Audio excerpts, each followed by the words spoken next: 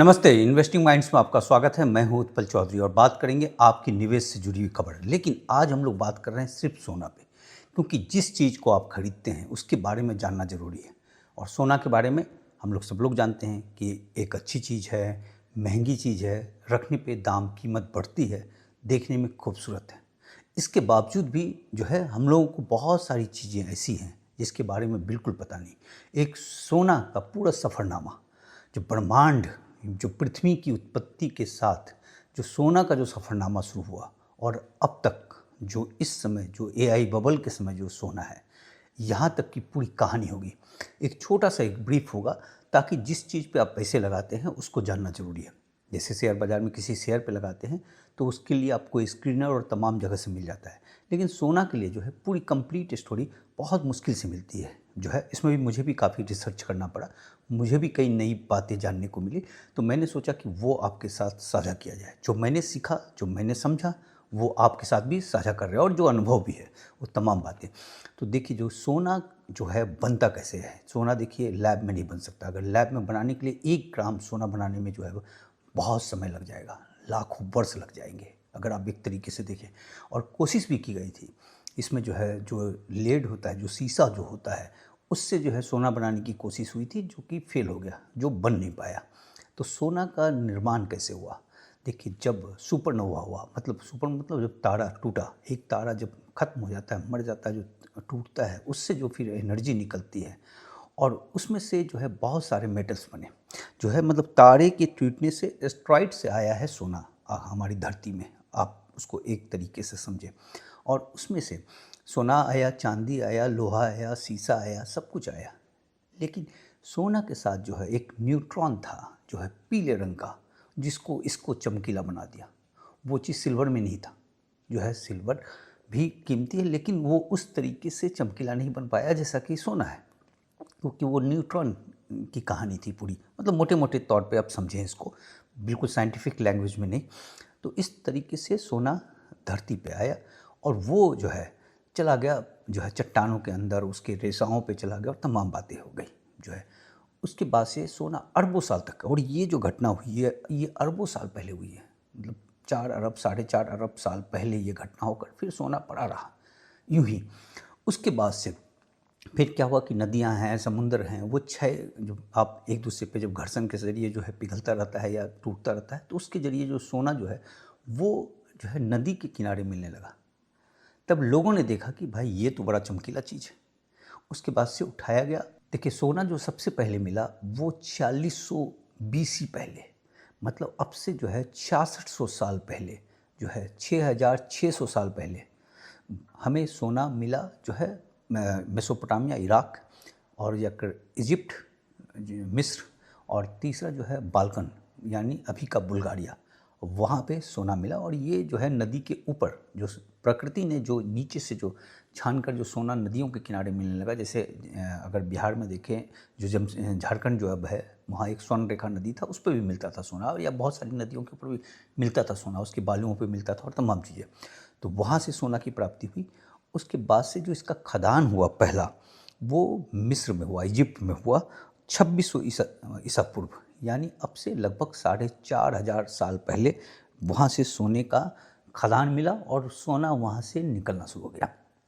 अब सोना क्या है, कितना सोना है? तो सोना इतना ही है कि आप अगर ये क्यूब ले लेते हैं, जो है, या जैसे आप लूडो खेलते हैं उसमें जो आप फेंकते हैं, जो पासा जो फेंकते हैं छोटा सा स्क्वायर वाला, क्यूब वाला, तो 22 मीटर लंबा, 22 मीटर चौड़ा और 22 मीटर ऊंचा, इतना ही सोना है। अगर टन में देखें तो जो जो कहा जाता है कि 2,16,000 मैट्रिक टन सोना अब तक निकल चुका है, और 54,000 मैट्रिक टन सोना जो है वो अभी ज़मीन के नीचे है, यानी खदान पे है। यानी 80% सोना निकल चुका है, 20% सोना बचा हुआ है। और जो 54,000 सोना है, जो टन, जिस तरीके से सोना निकल रहा है इस समय, 3,000 3,500 जो है प्रति वर्ष जो है सोना निकाला जा रहा है माइन से। तो अगर उस हिसाब से देखें तो ये जो है मैक्सिमम 16-17 साल के अंदर जो है ये सोना ख़त्म हो जाएगा, आप देखें तो। लेकिन सोना में जब इसमें जो यूजीएससी जो है, जो भूगर्भ के इसमें जो काम करता है, अमेरिका का बड़ा ऑर्गेनाइजेशन है, उसने पाया कि सोना इस समय कहीं और दिख नहीं रहा है। ऐसा बताया जा रहा है कि है, लेकिन दिख नहीं रहा है। लेकिन एक बात कही जा रही है कि समुद्र में 2 करोड़ टन सोना है। समुद्र के अंदर जब चट्टान पे गया और जब ये प्रक्रिया होती रही, समुद्र का पानी मारता रहा, नदी का पानी मारता रहा, और उसके जरिए जो सोना चला गया समुद्र के अंदर, तो 2 करोड़ टन बहुत बड़ा सोना है। लेकिन उसको निकालना काफ़ी मुश्किल है, क्योंकि 1 ग्राम सोना निकालने के लिए कई अरब टन पानी को निकालना पड़ेगा, जो फिजिबल नहीं है। इस समय क्या होता है कि जब आप चट्टान को निकालते हैं, जब रॉक्स निकालते हैं उसमें से ड्रेन करके और ये करके माइन करके जो निकालते हैं, तो 6 ग्राम गोल्ड मिलता है 1 टन माइंस में। जो पत्थर वत्थर जो निकालते हैं उसमें से सोना किसी के साथ नहीं मिलता। सोना बिल्कुल अलग है, बॉस है वो। और उसमें ये है कि फिर भी वो फिजिबल है, इसलिए वो महंगा भी है। लेकिन समुद्र से निकालने में 1 ग्राम निकालने के लिए कई अरब जो है पानी को निकालना, वो फिजिबल नहीं है। लेकिन साइंटिस्ट उस पर काम कर रहे हैं। उस पर एक नैनो टेक्नोलॉजी पे काम चल रहा है, और दूसरा जो है बैक्टीरिया वाला एक फॉर्मेट पे काम चल रहा है। अगर ये सस्ता हो गया तो सोना आगे निकल सकता है। लेकिन इसमें कब होगा, अभी तक कोई इसमें ऐसा मिला नहीं है कि ऐसा नैनो टेक्नोलॉजी बना दिया जाए जो सस्ता पड़े और सोना निकल जाए। अगर होता है आने वाले समय में, 50, 25, 30 साल के बाद होता है, साइंस तो बढ़ता है, अगर होता है तब तो फिर दूसरी बात है, नहीं होता तो नहीं। दूसरा ये कहा जा रहा है, जब ब्रह्मांड बन रहा था, मतलब जब पृथ्वी अपना जो सोलर सिस्टम जब बन रहा था, तो उस समय जो बाकी भी ग्रह बने, तो उन ग्रह में भी सोना हो सकता है। तो ये आगे देखने की बात है। हालांकि अभी तक न चांद में सोना मिला है, न मंगल में मिला है सोना। और अगर साइंस डेवलप करता है तो उस समय, लेकिन अभी फ़िलहाल जो है 17-18 साल का सोना बचा हुआ है। अगर कोई नया खदान ना मिल जाए, तो इसमें खदान का कोई चांसेस दिख भी नहीं रहा है इस समय। आगे मिल जाए तो वो अलग बात है। और इस समय जो खदान में जो है, ऑस्ट्रेलिया में सबसे ज़्यादा है खदान में, 11,000 टन के आसपास है। रूस में 7,000 टन है। चीन में 5,000 टन है। अमेरिका में 3,000 टन है। और अफ्रीका में जो है 2700 टन के आसपास जो है सोना पड़ा हुआ है। अब जो 2,16,000 टन जो सोना निकला, तो उसका खपत कैसे हुआ? तो जो सेंट्रल बैंक है उसके पास 32,000 टन सोना है, यानी 15% सोना है। और जो ज्वेलरी हो गया, मंदिर में हो गया, सिक्के बने, जैसे पर्थ में 1 टन का एक सिक्का बना हुआ है। जो है मिस्र में बहुत सारे जो है आप जो देखते हैं पिरामिड, उसमें सोना गया। तो तमाम सोना को देखा जाए तो 95,000 टन सोना जो है वो ज्वेलरी और मंदिर और तमाम चीज़ों को लेकर है। ये 44% बनता है। तीसरा जो प्राइवेट इन्वेस्टमेंट है, जैसे बार खरीद लिया आपने, सिक्का खरीद लिया आपने, इन्वेस्ट करके छोड़ दिया, तो ये 46,000 टन है, यानी 21% है। और जो इंडस्ट्री में इस्तेमाल हुआ, जैसे अब दांतों को फिलिंग करते हैं तो उसमें लग जाता है, या फिर बहुत सारे इलेक्ट्रॉनिक्स आइटम्स में जो है सोना का इस्तेमाल किया जाता है, फ़ोन पे भी इस्तेमाल होता है, तो तमाम चीज़ों, तो उसको लेकर जो है 28,000 टन जो है वहाँ सोना लगा हुआ है, वो 13% हो गया। तो ये हो गया 93%। और 7% सोना जो है वो गुम है। जो प्राचीन ज़माने से जो होता गया, कहीं गुम हो गया, कहीं गिर गया, पानी में गिर गया, कहाँ गिर गया, मिल नहीं रहा है, वो ऐसे 7% जो है सोना है, यानी 15 टन सोना वो मिसिंग है। अब ये चीज़ कहा जाता है कि जो भारत में जो है, अभी मॉर्गन की रिपोर्ट आई थी कि 3.8 ट्रिलियन जो है सोना है, डॉलर का सोना है। तो जब ये अक्टूबर 11 की रिपोर्ट थी, और अक्टूबर 10 से जब इसको कैलकुलेट किया गया, उस समय जो है 4,000 से नीचे, जस्ट नीचे था सोना, $4,000 प्रति आउंस से। तो उस पर 29,626 टन सोना जो है भारतीयों के पास है, हाउस होल्ड में। 29,626 टन गोल्ड जो है वो फैमिली के पास में है, और मतलब औरतों के हाथ में पकड़ में है वो सोना। और 5,000 टन सोना जो है वो बताया जा रहा है मंदिर के पास में है, जो तमाम मंदिर हैं। तो इस तरीके से, और जो है आपके पास आरबीआई के पास जो है 880 टन सोना था, अभी उसने 30-35 टन बेच दिया है, मतलब 850 टन सोना है उसमें। तो इन तमाम को मिला दिया जाए तो 35,000 टन सोना जो है वो भारतीयों के पास है, मतलब भारत में है। और ये जो आभूषण और जो तमाम चीज़ जो महिलाओं के हाथ में जो है, वो पूरी दुनिया का जो है 14% सोना है।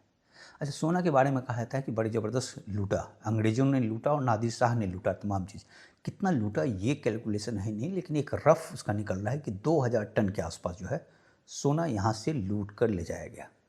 लेकिन जो सोना की जो लूट हुई है वो सबसे ज़बरदस्त स्पेन ने किया है।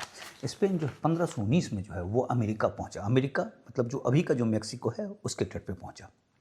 और वो जब वहाँ पहुँचा तो वहाँ जो है एज़टेक सिविलाइजेशन था। इनके पास सोना भरपूर था।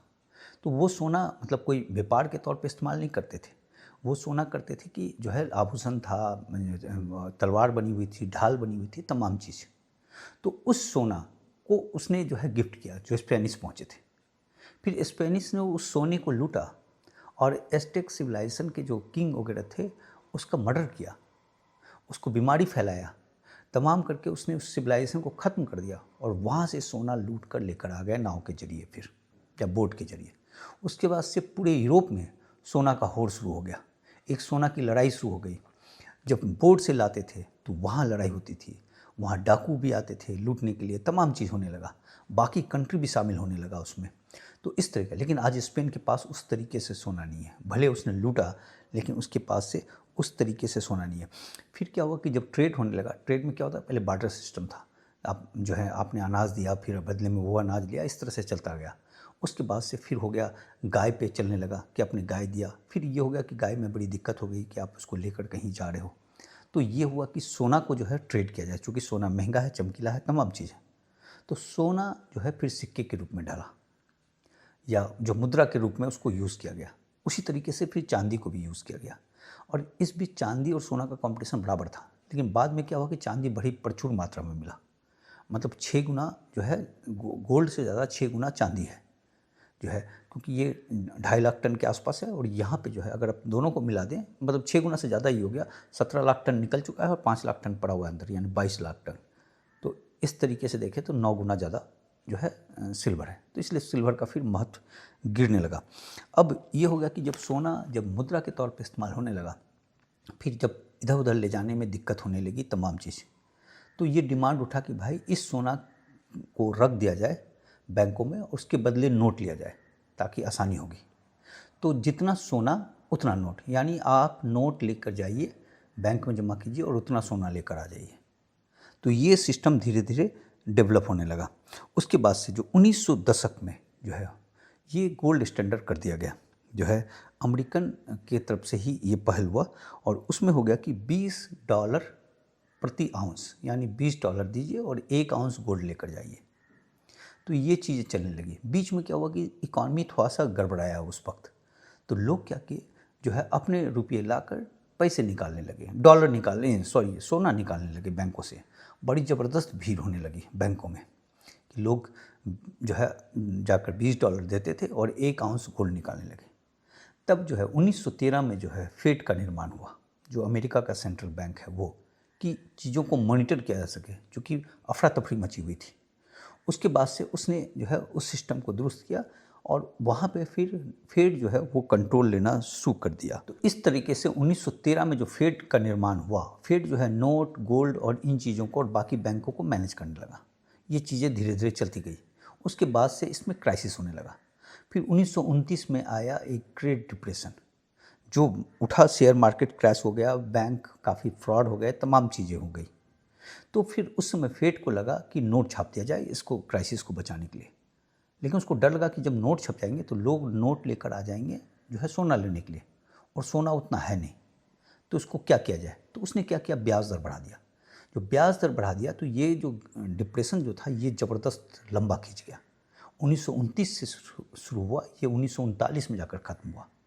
फिर वर्ल्ड वार शुरू हो गया और इस बीच क्या हो गया कि जो है जब इनको लगने लगा तो 1933 में इसने गोल्ड स्टैंडर्ड ख़त्म कर दिया नोट से। कहा कि भाई गोल्ड स्टैंडर्ड नहीं होगा, और लोगों को कहा कि आप अपने सोना को सरकार को देना पड़ेगा और बदले में सरकार आपको नोट देगी। और सरकार और जनता के विश्वास पे आधार था ये नोट। यानी 1933 से आप पहले पैसा जाते थे और गोल्ड ले लेते थे, उस चीज़ को ख़त्म कर दिया गया। फिर इस क्राइसिस को ख़त्म होते होते जो है 6 साल लग गए, फिर वर्ल्ड वार शुरू हो गया। देखिए वर्ल्ड वार खत्म होने के बाद 1944 में न्यू हैम्पशायर में एक बैठक हुई जिसमें 1 दर्जन कंट्री आए थे, ज़्यादातर यूरोपियन कंट्री थे, और अमेरिका की तरफ से एक प्रपोजल आया कि जो वर्ल्ड ट्रेड के लिए हमें एक करेंसी को मान्यता देनी चाहिए और उससे जो है पूरी दुनिया का वित्तीय व्यवस्था बनेगा।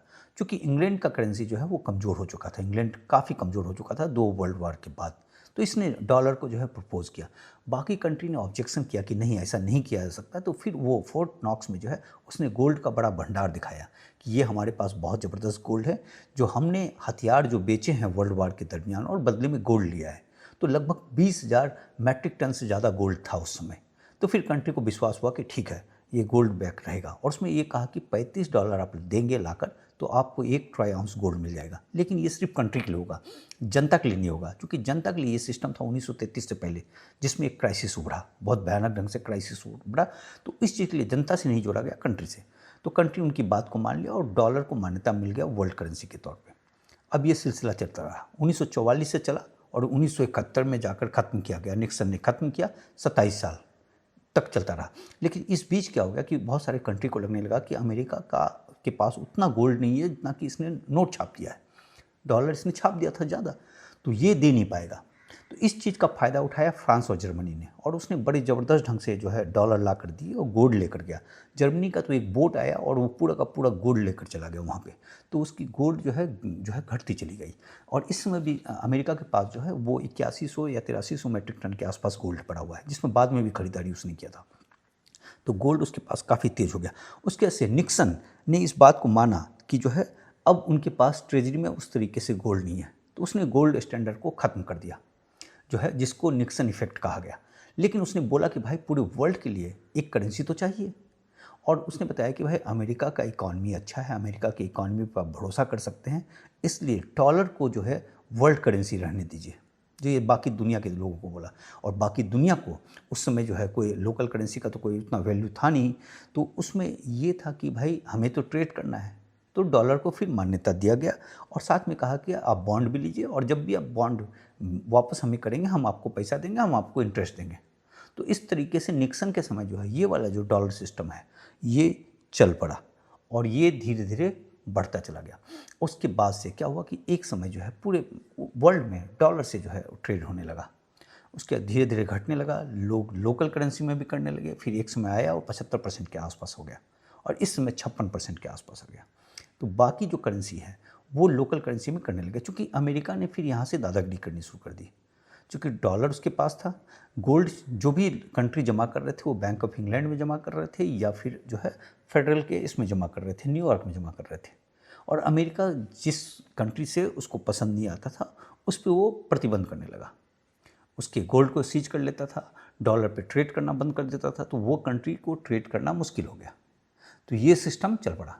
तो इसको देखते हुए बाकी कंट्री को लगा कि भाई डॉलर जिस तरीके से मोनोपोली कर रहा है, जिस तरीके से दादागिरी कर रहा है, तो हमें अपनी करेंसी को मजबूत करना चाहिए। तो हमें अपनी करेंसी को मजबूत कैसे करेंगे, क्योंकि डॉलर जो चल रहा था वो पूरी विश्वास में चल रहा था, कोई गोल्ड बैक तो था नहीं। लोगों को अमेरिका की इकॉनमी पर भरोसा था और अमेरिका के इसमें भरोसा था, जिसके कारण वो डॉलर को मान्यता दिया हुआ था। तो लोगों ने अपने गोल्ड स्टैंडर्ड से उसको जोड़ना शुरू कर दिया, मतलब गोल्ड लेने लगा ताकि उसकी करेंसी को मजबूती मिल सके, जिसके कारण जो सेंट्रल बैंक की जो खरीदारी बड़ी तेज हो गई। इसमें तब आग कब लग गई, जब रसिया के गोल्ड को इसने सीज कर लिया, वेनेजुएला के गोल्ड को जब सीज कर लिया, तो फिर बाकी कंट्री जो है इस पर जमकर जो है गोल्ड खरीदने लगे। जो सेंट्रल बैंक की खरीदारी पिछले 3 साल से जो है 1000 टन से जो ऊपर होने लगी, वो यही वजह है। अब ये हो गया कि अमेरिका का जो डॉलर मजबूत था वो उसकी इकॉनमी पे भरोसा करके था कि उसकी इकॉनमी अगर मजबूत है तो डॉलर मजबूत होगा। लेकिन ट्रम्प के आने के बाद से जो चीज़ें हुई वहाँ पे, तो उससे जो है डॉलर से विश्वास लोगों का कम होना शुरू किया, तो जिसके कारण जो है गोल्ड की तरफ खरीदारी बढ़ने लगी। लोगों को भी लगने लगा कि इकॉनमी कंडीशन उस तरीके का है नहीं उसका, क्योंकि जो होता है जो कर्ज जो है वो कर्ज बहुत ज़्यादा हो गया, जो है 130% हो गया कर्ज उसके जीडीपी का, जो काफ़ी ज़्यादा हो गया। और दूसरी बात कि उनको लगने लगा कि जो इनका बॉन्ड है, ये बॉन्ड क्या है, एक प्रॉमिस नोट होता है कि आपको हम जो है आप हमें पैसे दीजिए, हम आपको बॉन्ड जारी करते हैं, जब आप बॉन्ड लेकर आइएगा हम आपको ब्याज के साथ ये पैसे देंगे, जो है उसका अलग अलग तरीका होता है। तो वो उस पर लगने लगा कि भाई ये है। तो इस समय क्या हुआ कि बॉन्ड का जब ऑक्शन किया गया था मार्च अप्रैल के आसपास, तो उसमें 28% ड्रॉप देखा गया था उसके ऑक्शन में, जो और साल की तुलना में। तो वहाँ डॉलर की कमजोरी झलकने लगी, तो इसलिए गोल्ड जो है वो भागने लगा। तो ये चीज़ है कि गोल्ड की पूरी कहानी है, किस तरीके से गोल्ड जो है आज से 6500 साल पहले से लेकर अब तक गोल्ड का ही रोल रहा है जो है करेंसी पे।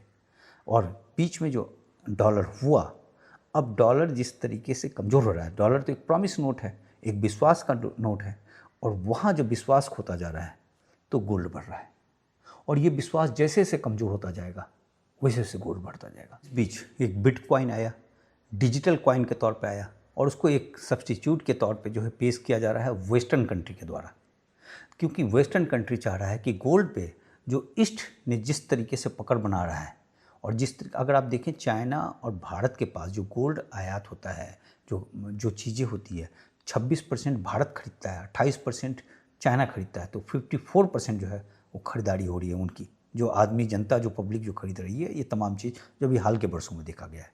तो ये बिटकॉइन को किया कि बिटकॉइन से जो है गोल्ड को बैलेंस किया जा सके, लेकिन बिटकॉइन का कोई आधार नहीं है। बिटकॉइन ठीक है, वो जो है डिमांड एंड सप्लाई वाला मामला है, क्योंकि उसका सप्लाई है नहीं, डिमांड ज़्यादा है तो वो रेट भाग रहा है, लेकिन उसका कोई बेस नहीं है, आप उससे कुछ नहीं कर सकते। गोल्ड तो जो है उसका एक बेस है, वो भगवान का दिया हुआ जो है करेंसी है, गॉड का करेंसी, गॉड करेंसी है, तो उसका कोई सब्स्टिट्यूट है नहीं। तो इसलिए बिटकॉइन पे अलग अलग राय है, कुछ लोग इसको बहुत फेवर करते हैं, कुछ लोग जो है उसके अगेंस्ट है। तो कुल मिलाकर जो पैसे के बल पर जो विश्वास का जो खेल था डॉलर, वो कमज़ोर होता जा रहा है और गोल्ड हमेशा एक सुरक्षित विकल्प है। और जो फिएट है, जो नोट जो छपते हैं, जो वो सरकार की इकॉनमी पे निर्भर करता है, सरकार के पॉलिसी पे निर्भर करता है, तो वो फ्लक्चुएट हो सकता है। गोल्ड कभी फ्लक्चुएट नहीं हो सकता, जो उतार चढ़ाव होता है वो तात्कालिक होता है। लंबे समय में गोल्ड गोल्ड है।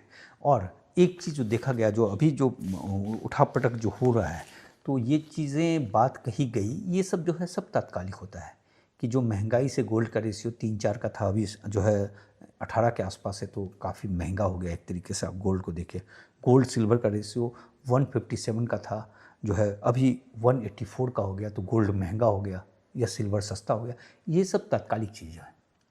लंबे समय में जो सबसे बड़ी बात है कि अभी सिर्फ 54,000 मैट्रिक टन गोल्ड पड़ा हुआ है माइन के अंदर, और वो जिस तरीके से डिमांड बढ़ रहा है कि आने वाले समय में क्राइसिस और होगा इस चीज़ पे, तो ये इसमें ये एक साल की बात नहीं है, ये कई साल की बात है। तो गोल्ड ऑलवेज गोल्ड रहेगा। बस इतनी ही खबर है। कल मिलते हैं फिर किसी नए मुद्दे के साथ। और एक राय है, सुझाव आप लोगों से पूछ रहा हूँ कि जो एक वर्ल्ड व्यू नाउ जो मैं शो करता हूँ, मैं उसका नाम सोच रहा हूँ चेंज कर दूँ और उसको फैक्ट लाइन विथ मेरे नाम के साथ फैक्ट लाइन रहेगा वो। तो उससे ये हो जाएगा कि अभी क्या हो रहा है कि हम सिर्फ वर्ल्ड की खबर कर पा रहे हैं वर्ल्ड व्यू नाउ के कारण, और अगर फैक्ट लाइन होगा तो उसका जो है दायरा बढ़ जाएगा। उसमें हम देश की भी खबर कर सकते हैं, विदेश की भी खबर कर सकते हैं, अर्थ की भी खबर कर सकते हैं, कुछ भी कर सकते हैं जो है। तो उसको जो है आप उस पर बताइए कि उसको चेंज करना चाहिए या नहीं करना चाहिए। तो अगर आपका सुझाव रहता है तो फिर मैं उसको फैक्ट लाइन विथ उत्पल ये उसका नाम रख दूंगा। नमस्कार, फिर कल मिलते हैं।